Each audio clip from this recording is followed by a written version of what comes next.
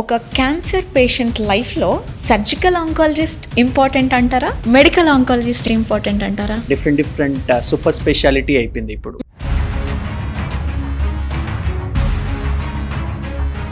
Cancer ఉంది మనకి తెలియజేసే ఫస్ట్ లక్షణం ఏంటి? టాప్ 10 కాజెస్ ఆఫ్ క్యాన్సర్ ఏంటి అని నన్ను అడిగితే smoking smoking smoking smoking 10 causes smoking and టొబాకోనే అన్నారు. భయం కాకపోవచ్చు కానీ మంచి ట్రీట్మెంట్స్ ఉంటాయి. ట్రీట్మెంట్ తీసుకుంటే జబ్బు కంట్రోల్లో ఉంటుంది. క్యూర్ అవ్వాలంటే ఏమేం చేసుకోవాలి? సర్జరీ చేసుకోవాలా, రేడియేషన్ చేసుకోవాలా, కీమోథెరపీ చేసుకోవాలా, టార్గెటెడ్ థెరపీ చేసుకోవాలా, అన్నీ చేసుకోవాలా మీరు అన్నది. That much I will agree.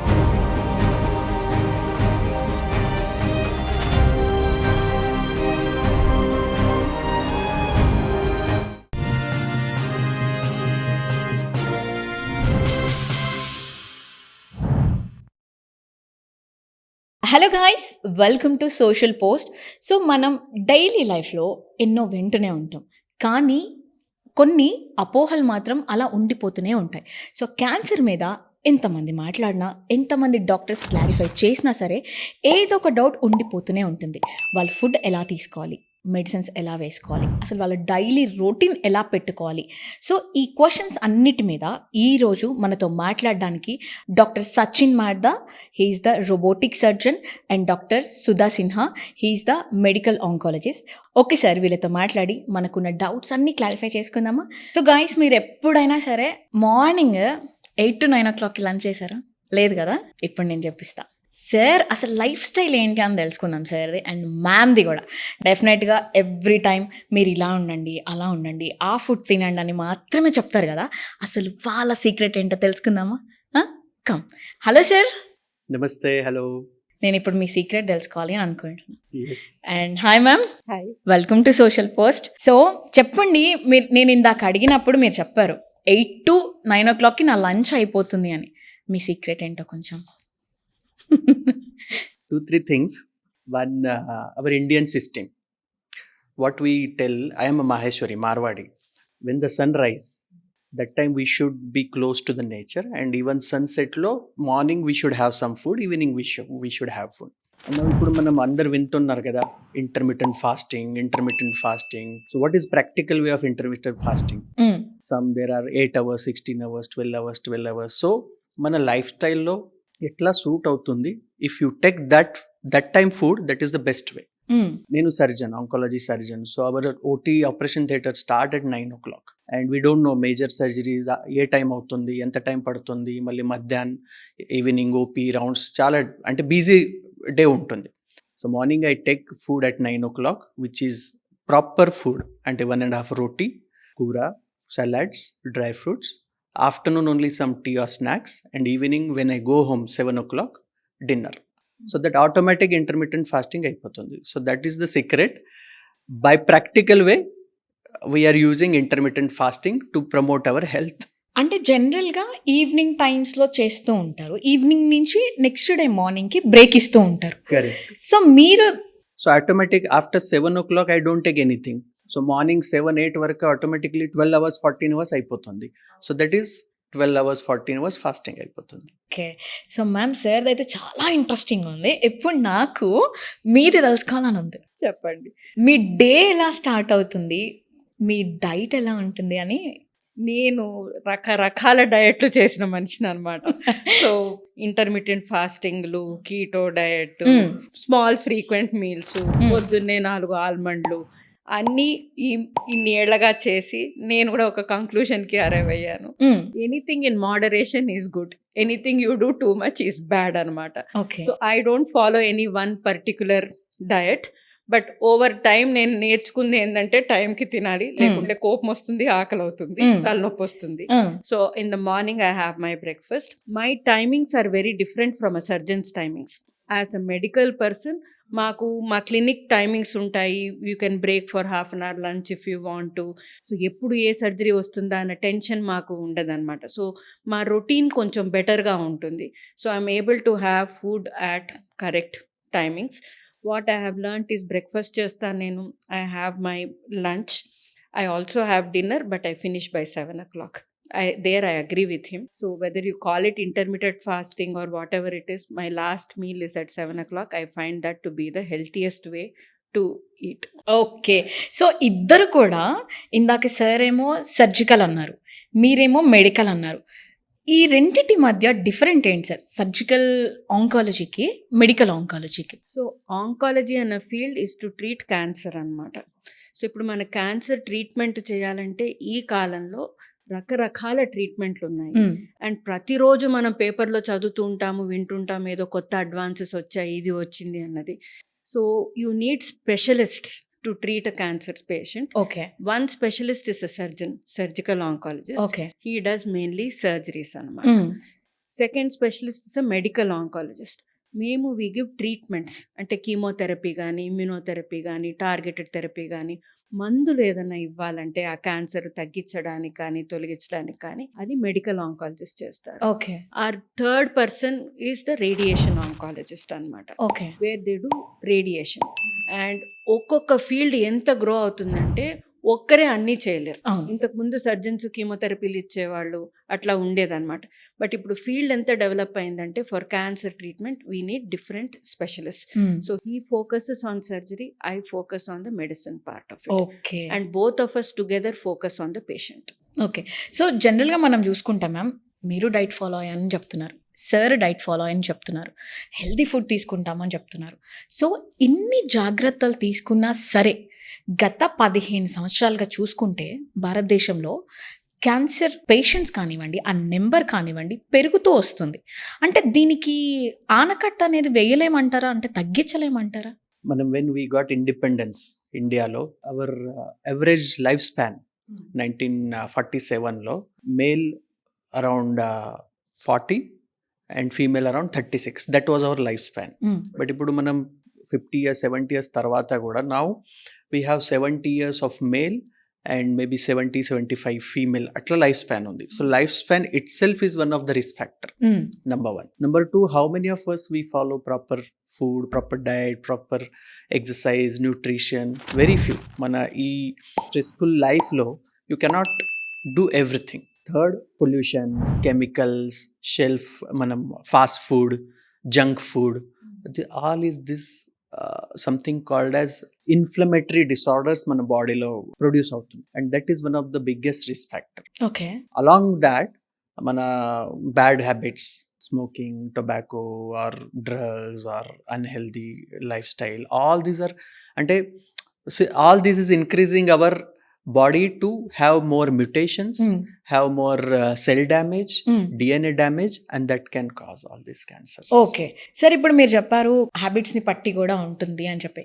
కొంతమంది మీరు అబ్జర్వ్ చేసి ఉండొచ్చు మ్యామ్, మందు తాగుతున్నా అంటే అలాంటి బ్యాడ్ హ్యాబిట్స్ నాకు లేవు అని అన్నాం అనుకోండి, వెంటనే అంటే ఇప్పుడు నేను మందు తాగితే అది బ్యాడ్ హ్యాబిట్ అంటావా అనేస్తూ ఉంటారు. అది మందు, సిగరెట్, లైక్ డ్రింకింగ్ సిగరెట్ అనేది ఈ క్యాన్సర్కి అదొక కారణం అంటారా? 100% madam.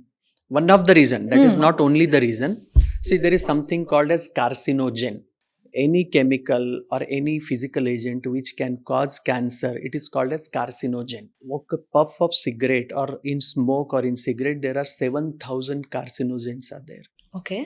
And all these can cause మన బాడీలో mutations కానీ, DNA damage కానీ, genetic issues, and they all cause that. There is something called as epigenetics. అంటే there are few disorders by birth, మన forefathers నుంచి hereditary వస్తున్నాయి. And there is something called as environmental changes. Okay. Like what we are currently physical changes or environmental changes. So ఇవన్నీ that can cause carcinogenesis in body and that can cause cancer. Okay.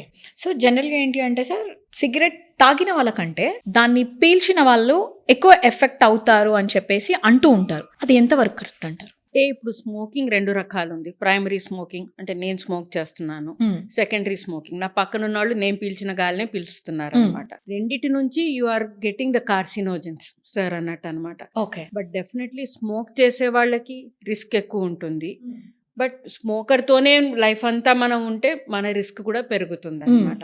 So both primary and secondary smoking will increase the risk. Okay. So top 10 causes of cancer ఏంది అని నన్ను అడిగితే smoking, smoking, smoking, smoking, smoking, 10 causes smoking and టొబాకోనే అనమాట. మిగతా అవన్నీ దాని తర్వాత వస్తాయి అన్నమాట. ఫస్ట్ స్మోకింగ్ పెట్టుకోవాలి మనం, రెండోది ఆల్కహాల్ పెట్టుకోవాలి, మూడోది ఒబిసిటీ పెట్టుకోవాలన్నమాట. Okay. సో లావుగా ఉండడం అన్నది. ఈ మూడిట్లో మన ఇండియన్ పాపులేషన్లో అందరికి ఏదో ఒక్కటైతే ఉంటుందన్నమాట. లావుగా ఉంటాము, స్మోకింగ్ అన్నా చేస్తున్నాము, తాగనన్నా తాగుతున్నాము, కొంతమందికి రెండన్నా ఉంటాయి. కాబట్టి that is one of the main reasons why we're seeing more and more cancers. మన Okay. లైఫ్ స్టైల్ అలా మారుతోందన్నమాట. ఓకే. సో దాంతో మన క్యాన్సర్ రిస్క్ కూడా పెరుగుతుంది. సో క్యాన్సర్ ఉంది అని చెప్పి మనకి తెలియజేసే ఫస్ట్ లక్షణం ఏది? అలా ఉండదు. సో అందరికీ తలనొప్పులు వస్తాయి, కడుపు నొప్పులు వస్తాయి, దగ్గు వస్తుంది. సో డెఫినెట్గా ఇది ఉంటే నీకు క్యాన్సర్ ఉంది అన్నట్టు లేదనమాట. కానీ ఏ ప్రాబ్లం ఉన్నా కూడా మామూలుగా వెళ్ళిపోవట్లేదు. మాకు తలనొప్పి వచ్చింది, ఒక టాబ్లెట్ వేసుకున్నాము, ఇట్స్ నాట్ గెటింగ్ బెటర్. దగ్గుతున్నాము, ఏదో తీసుకున్నాము, యాంటీబయాటిక్ వేసుకున్నాము, it is not getting better. ఏదన్నా కూడా థింగ్స్ ఆర్ నాట్ ఇంప్రూవింగ్. ఒక వారం చూసాము, ఒక 2 వారాల వరకు చూసాము, it is not getting better అంటే ఇది క్యాన్సరే కాదు, it might be a more serious illness okay కదా. టీబీ అయి ఉండొచ్చు, వేరేదైనా ఇన్ఫెక్షన్ అయి ఉండొచ్చు, హార్ట్ ప్రాబ్లం అయి ఉండొచ్చు. సో చాలాసార్లు మేము ఏం చూస్తామంటే మనుషులు భయపడన్నా లేకుంటే నాకేం కాదులేనన్న ఒక ధీమాతోనన్నా కూడా యూ డోంట్ సీక్ కేర్ అనమాట. ఓకే. సో మనం గుర్తు పెట్టుకోవడం కన్నా ఈ దీనివల్ల ఇలా ఉంటే ఇది క్యాన్సర్ అవ్వచ్చు అని దానికన్నా ఏదన్నా బాగా అవ్వట్లేదు అనుకుంటే you should go take help from the doctor. It might be a cancer but you should seek care. Okay. So జనరల్గా ఒక క్యాన్సర్ పేషెంట్ లైఫ్లో సర్జికల్ ఆంకాలజిస్ట్ ఇంపార్టెంట్ అంటారా, మెడికల్ ఆంకాలజిస్ట్ ఇంపార్టెంట్ అంటారా? It is both. Correct. That much I will agree. So మీరు ఎలా work చేస్తారు దాని మీద? And it is like a teamwork. Like madam has told, different super speciality అయిపోయింది ఇప్పుడు. So surgeons, medical, radiation, then pathologists, nuclear medicine, counseling, stoma care, sisters, physio. So there is something called onco rehab, okay. onco nutrition, onco pathology. So much deep studies అవుతున్నాయి and specialists are coming up. So what we do is practice is any patient comes in our hospital OPD with the diagnosis of cancer, we study all the reports and all, then we discuss amongst us. There is something called as tumor board meeting. Like we have a director meeting, boardroom, like that we have a tumor board room, tumor board meeting.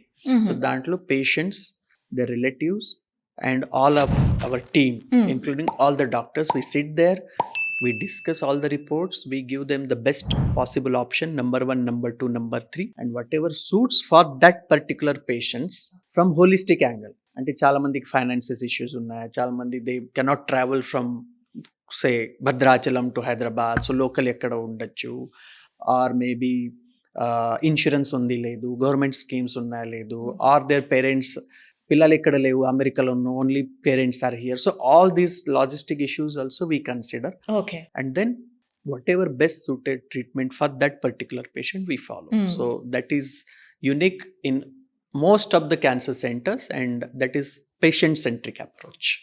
So జనరల్గా చెప్తూ ఉంటారు కదా ma'am, medicine కంటే కూడా first doctor మాట పేషెంట్ని చాలా cure చేస్తుంది అని. సో ఇంత ఎక్స్పీరియన్స్లో మీరు చాలామంది పేషెంట్స్ని చూసి ఉంటారు. మీరు చేసిన ట్రీట్మెంట్ క్యాన్సర్ ఏదైతే ఉంటుందో అది తగ్గిన దాఖలాలు ఏమన్నా ఉన్నాయా? అంటే పూర్తిగా తగ్గకపోయినా అట్లీస్ట్ ఒక 90% అయినా తగ్గిన దాఖలాలు అట్లా ఏమన్నా ఉన్నాయా? అంటే క్యాన్సర్ తగ్గుతుందా అని అవును, అడుగుతున్నారు. అవును. అదే తప్పు క్వశ్చన్. అది మనకి ఒక అపోహ అనిపిస్తుంది అన్నమాట. ఓకే. మోస్ట్ క్యాన్సర్స్ కరెక్ట్ టైంకి వస్తే ట్రీట్మెంట్కి దే విల్ గెట్ బెటర్ అనమాట. సో అది మనం ఫస్ట్ గుర్తుంచుకోవాలన్నమాట. నయం కాని జబ్బులు క్యాన్సర్ ఒక్కటే కాదు, చాలా ఉన్నాయి. ఇప్పుడు స్టేజ్ 4 కార్డియాక్ ఫెయిలియర్ ఉందనుకోండి, అది నయం కాదు, but we're living with it, right. Kidney problem ఉంది, పదే డయాలిసిస్కి వెళ్తారు, ఏళ్ల వరకు డయాలిసిస్కి వెళ్తారు అనమాట. So there is a problem, అది నయం కావట్లేదు, కానీ దానికి ఒక సొల్యూషన్ ఉందన్నమాట. ఈ కాలంలో ఓవర్ టైం 20 ఏళ్ల ముందుకి ఇప్పటికీ మనం చూసుకుంటే క్యాన్సర్ కూడా అలా క్రానిక్ డిజీజ్గా మారుతుంది అనమాట. నయం కాకపోవచ్చు కానీ మంచి ట్రీట్మెంట్స్ ఉంటాయి. ట్రీట్మెంట్ తీసుకుంటే జబ్బు కంట్రోల్లో ఉంటుంది. కొన్ని cancers and most cancers stage 1 మనం ఎర్లీగా డిటెక్ట్ చేస్తే క్యాన్సర్స్ ఓకే క్యూర్ రేట్ అనేది చాలా హైగా ఉంటుంది అనమాట. ఓకే మీకు బీపీ ఉంటే మీరు తొందరగా మందు తీసుకుంటే బీపీ తగ్గుతుంది. అవును అవును బీపీ తగ్గితే మీకు హార్ట్ అటాకులు రావు, స్ట్రోక్లు రావు. అలాగే మీరు క్యాన్సర్ కూడా మీరు తొందరగా డిటెక్ట్ చేసి ట్రీట్మెంట్ తీసుకుంటే తర్వాత అది ప్రాణం మీదకి రాదనమాట. అంటే కొంతమంది ఇప్పుడు మీరు చెప్తున్నారు మ్యామ్ తొందరగా మనం చూసుకోవాలి అని చెప్పేసి, బట్ అది కొంతమంది ఫైండ్ చేయలేకపోవచ్చు. బట్ ఎలా గుర్తించాలంటారు? కొంతమంది లాస్ట్ స్టేజ్కి వచ్చేంత వరకు కూడా తెలీదు, కొంతమంది చనిపోయిన తర్వాత కూడా తెలుస్తుందేమో, బయట పడుతుందేమో. అంటే మోస్ట్ ఆఫ్ ది కేసెస్ మీరు చూసే ఉంటారు. బట్ ఇందాక నేను అడిగిన క్వశ్చన్ ఎస్, అసలు ఎలా ఐడెంటిఫై చేయాలి? అట్లీస్ట్ కొన్ని ఉంటాయి కదా మ్యామ్. క్యాన్సర్ యూజువలీ మన మనసులో గడ్డలు అంటాం అనమాట, దాంతో మనం ఇది చేసుకుంటాం. So if there is an unusual lump, అంటే ఎక్కడైనా ఒక గడ్డలాగా ఉంది, తగ్గట్లేదు, ఓకే ఓకేనా, బ్రెస్ట్లో కానివ్వండి, స్కిన్ మీద కానివ్వండి, ఇక్కడ కాళ్ళకి ఎక్కడైనా స్వెల్లింగ్ వచ్చినా కూడా ఎనీ అన్యూజువల్ లంప్ ఉంది, not getting better, increasing in size, we have to think about cancer. Fevers ఉన్నాయి, వెయిట్ లాస్ ఉంది, ఊరికే చెమటలు వస్తున్నాయి, ఇవన్నీ కాంబినేషన్ ఉంది అనుకోండి, that can be sign of cancer. Anaemia, రక్తం తగ్గిపోవడం అన్నది, it can be a sign of cancer అనమాట. సో బ్రెయిన్ ట్యూమర్స్ అనుకోండి, పదే హెడ్ఏక్స్ రావడము, వామిటింగ్ రావడము, మసగ్గా ఉండడము, that is a sign of cancer. Lung cancer అనుకోండి, దగ్గు, right, you coughing for more than 2 weeks, అందరికీ దగ్గులు వస్తుంటాయి, అందరికీ క్యాన్సర్ వస్తుంది అన్నట్టు కాదు, but if you are having continuous cough for more than 2 weeks, ఆయాసం వస్తుంది, then you have to think can this be lung cancer. Okay గొంతు మారింది, సో హోర్స్నెస్ ఆఫ్ వాయిస్ అంటాము, అట్లా ఏదన్నా ఉండి, మింగేటప్పుడు నొప్పిగా ఉంది, తట్టుకున్నట్టు ఉంది, okay so that can be a sign of food pipe cancer. Okay okay ఎక్కడ క్యాన్సర్ వస్తుందో దాన్ని బట్టి మనకు ఒక సైన్ ఉంటుంది అన్నమాట. ఓకే ఇప్పుడు లివర్లో క్యాన్సర్ వచ్చింది అనుకోండి, ఆకలి వేయకుండా ఉండడము, వెయిట్ లాస్ ఉండడము, it can B that. Okay so ఇలా ఒక్కొక్క క్యాన్సర్కి ఒక సైన్, సిమ్టమ్స్ వేరేగా ఉంటాయి అన్నమాట. ఒవేరియన్ క్యాన్సర్ ఉంది, దానికేమో కడుపు ఉబ్బరంగా అనిపించడము, కొంచెం తిన్నా కడుపు నిండిపోయినట్టు అనిపించడము, ఏదో తేడాగా ఉంటుంది కానీ చెప్పలేకపోతారు అనమాట patients. That can be a sign of ovarian cancer. Okay unexplained bleeding, మనం పీరియడ్స్ అనుకుంటాము 4 రోజులు అవుతుంది అయిపోతుంది, but if you are having అన్ఎక్స్ప్లెయిన్డ్గా ఎక్కువ బ్లీడింగ్ అవుతుంది అన్నా, లేకుంటే పీరియడ్స్ మరీ ఇర్రెగ్యులర్గా ఉన్నాయి, మరీ హెవీగా ఉన్నాయి, మెనోపాజ్ అయిన తర్వాత మనకి బ్లీడింగ్ ఉంది, వైట్ డిశ్చార్జ్ ఉంది, that can be a sign of endometrial cancer. Okay మనకి బవెల్ హ్యాబిట్స్ మారుతున్నాయి, మామూలుగా రోజు వెళ్తాం బాత్రూమ్కి, కానీ ఇప్పుడేమో 2 రోజులకు ఒకసారి, అప్పుడప్పుడు కాన్స్టిపేషన్గా ఉంది, మోషన్ ఫ్రీగా అవ్వట్లేదు, మళ్ళీ సడన్గా 3-4 రోజులు లూజ్గా అవుతుంది. So change in bowel habits, మనకి నార్మల్గా ఒక తీరుగా ఉంటుంది, తర్వాత ఏ కారణము లేకుండా బవెల్ హ్యాబిట్స్ మారుతున్నాయి, లేకుంటే మోషన్ నల్లగా ఉంది, బ్లాక్ కలర్కి మారింది, అంటే లోపలేదో అవుతుంది అన్నట్టు అనమాట. ఓకే సో ఇలా these are some signs that it could be a cancer, లోపల క్యాన్సర్ అయి ఉండొచ్చు అన్నవి కొన్ని సైన్స్ అనమాట. బ్రెస్ట్ క్యాన్సర్ అనేది యూజువల్గా చూస్తూ ఉంటాం మ్యామ్. కానీ కొంతమంది ఏం చెప్తూ ఉంటారంటే ప్యాడ్స్ యూజ్ చేసినప్పుడు కానీ, ప్యాడెడ్ డ్రెస్సెస్ యూజ్ చేసినప్పుడు కానీ, కొన్ని ట్రాన్స్పరెంట్ సిలికాన్ బ్రాస్ కూడా ఇప్పుడు అవైలబుల్గా ఉన్నాయి మార్కెట్లో. సో ఇవన్నీ యూజ్ చేయడం వల్ల మనకి ఫ్యూచర్లో క్యాన్సర్ వస్తుంది అని ఒకటైతే ఉంది, మీరు కూడా జనరల్గా వినే ఉంటారు మ్యామ్. సో అది ఎంతవరకు నిజం అంటారు? నిజమే కాదు, అంతేనా? అంతే. ఓకే టైట్ బ్రాస్ వేసుకుంటే అవుతుందంటే అది కూడా నిజం కాదు. You can wear tight bras, you can wear padded bras. డియోడరెంట్తో క్యాన్సర్ వస్తుందని కొంతమంది చెప్తారు, కొంతమంది పేషెంట్స్ అడుగుతారు హెయిర్ డై వల్ల క్యాన్సర్ వస్తుందా అన్నది. So these are not the causes for cancer అనమాట. ఓకే ఓకే సో ఇప్పుడు ఇఫ్ ఇన్ కేస్ లేడీస్లో బ్రెస్ట్ క్యాన్సర్ వచ్చింది అనుకోండి మ్యామ్, దాన్ని ఒకవేళ క్యూర్ అవ్వకపోతే అవి పూర్తిగా తొలగించడం అనేది జరుగుతుందా, లేదా దాన్ని ఎలా ట్రీట్ చేస్తారు? సో బ్రెస్ట్ క్యాన్సర్ అంటే బ్రెస్ట్ లంప్తో వస్తారు యూజువలీ పేషెంట్ అనమాట. నా దగ్గర కన్నా వస్తారు, సార్ దగ్గర కన్నా వస్తారు. Okay so first step is to diagnose the cancer. అవును మీకు క్యాన్సర్ ఉంది అన్నది, దానికి మేము బయాప్సీ అంటాం, ఒక ముక్క పరీక్ష అన్నది ఒకటి చేసి పెథాలజిస్ట్కి పంపించి వాళ్ళు సెల్స్ చూసి బ్రెస్ట్ క్యాన్సర్ ఉంది అంటారనమాట. దాని తర్వాత కొన్ని టెస్ట్లు చేస్తాము, పెట్ సిటీ స్కాన్ కానీ సిటీ స్కాన్ కానీ ఏ స్టేజ్లో ఉంది క్యాన్సర్ అన్నది చూడ్డానికి అనమాట. For most patients stage 1 to stage 3 వచ్చిన పేషెంట్స్కి నాకు వస్తే నేను సార్ దగ్గరికి కానీ, సార్కి వస్తే నా దగ్గరికి కానీ పేషెంట్ వస్తారనమాట. సో 2-3 చోట్లకి తిరగాల్సి ఉంటుంది patient. Okay. Show their reports to doctor Sachin, to me. మేము ఒక రేడియేషన్ ఆంకాలజిస్ట్ దగ్గరికి పంపిస్తాము. అండ్ సార్ అన్నట్టు we do what is called multi disciplinary care. ఈ పేషెంట్కి ఏ సీక్వెన్స్ ఆఫ్ ట్రీట్మెంట్స్ ఇస్తే క్యూర్ అవుతుంది. ఫస్ట్ క్వశ్చన్ క్యూర్ అవుతుందా లేదా అది మేము మా మైండ్లో డిసైడ్ చేసుకుని మీకు చెప్తామన్నమాట. రెండోది క్యూర్ అవ్వాలంటే ఏమేం చేసుకోవాలి, సర్జరీ చేసుకోవాలా, రేడియేషన్ చేసుకోవాలా, కీమోథెరపీ చేసుకోవాలా, టార్గెటెడ్ థెరపీ చేసుకోవాలా, అన్నీ చేసుకోవాలా మీరు అన్నది. అన్నీ చేసుకోవాలి అంటే ఏ సీక్వెన్స్లో చేసుకోవాలి. Okay. ముందు సార్ సర్జరీ చేయాలా, ముందు నేను ట్రీట్మెంట్ ఇవ్వాలా, తర్వాత రేడియేషన్ ఇవ్వాలా, ఏ ఆర్డర్లో అవ్వాలి ఇది అన్నది. ఓకే. ఇది ఆ పేషెంట్కి ఏంది బెస్ట్ అన్నది మేము డిస్కస్ చేసుకొని డిసైడ్ చేసి we present a plan. Okay. So that is how it is diagnosed and treatment plan comes. Okay. So sir మీ ఎక్స్పీరియన్స్లో ఒక మంచి లైఫ్ స్టోరీని మాతో షేర్ చేసుకోండి సార్. Yes, డెఫినెట్గానా? definitely. There are so many, okay. but I'll tell one or maybe two. Love story. ఓహో. Patient pharmacy graduate. She was working 25-year-old and working in some pharma company. Her husband is working in IT and the girl had ovarian tumor. Consider ante 25-year-old female with the ovarian cancer. Okay. And they came to me.